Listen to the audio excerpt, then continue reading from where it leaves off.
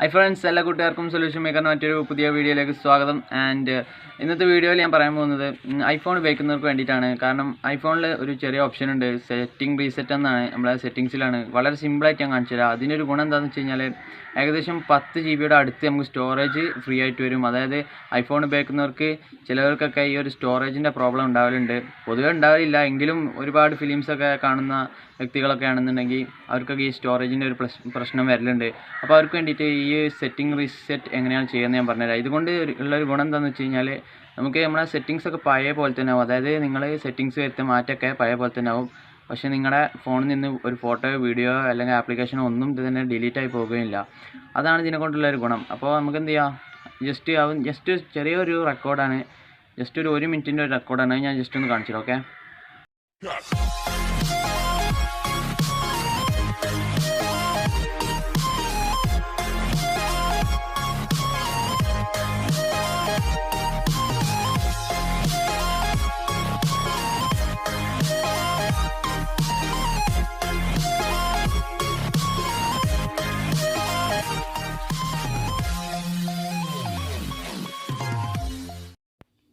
അപ്പോൾ ഗായ്സ്, ഞാനിപ്പോൾ ഈ ഒരു റെക്കോർഡ് കാണിക്കുന്നത് iPhone 7 Plusൻ്റെ ഒരു സ്ക്രീനിലാണ്.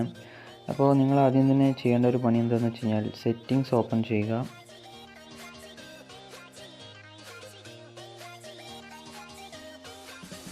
സെറ്റിങ്സ് ഓപ്പൺ ചെയ്തതിന് ശേഷം നിങ്ങൾ ജനറൽ എന്ന് പറഞ്ഞൊരു ഓപ്ഷൻ ഇതിൽ നിന്നും കണ്ടെത്തുക.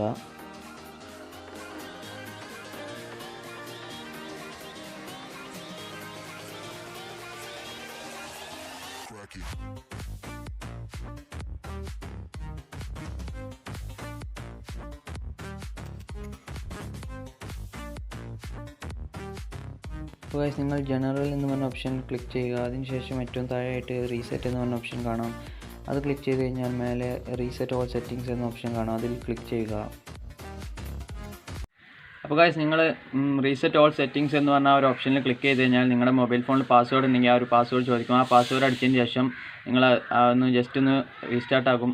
അപ്പോൾ നിങ്ങൾക്ക് ഏകദേശം 9.25 GB, ഏകദേശം 10 GB ഐഫോണിൽ സ്റ്റോറേജ് ഫ്രീ ആയിട്ട് വരും. അപ്പോൾ ഗൈസ്, എല്ലാവരും ഈ ഒരു ട്രിക്ക്, സ്റ്റോറേജ് ഇല്ലാത്തവർ എല്ലാവരും ഈ ട്രിക്ക് ജസ്റ്റ് യൂസ് ചെയ്ത് നോക്കുക, ട്രൈ ചെയ്ത് നോക്കുക.